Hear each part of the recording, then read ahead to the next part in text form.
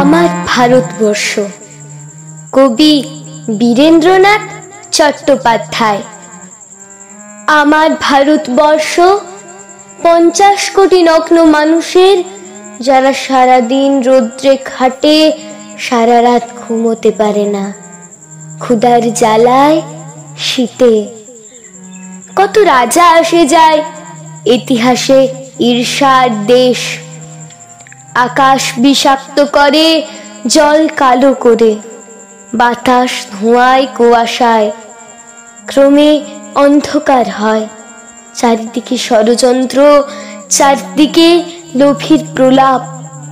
যুদ্ধ ও দুর্ভিক্ষ আসে পরস্পরের মুখে চুমু খেতে খেতে। মাটি কাঁপে সাপের ছোবলে, বাঘের থাবায়। আমার ভারতবর্ষ চেনে না তাদের, মানে না তাদের পরোয়ানা। তার সন্তানেরা ক্ষুধার জ্বালায়, শীতে, চারিদিকে প্রচন্ড মারির মধ্যে আজ ঈশ্বরের শিশু, পরস্পরের সহোদর। নমস্কার।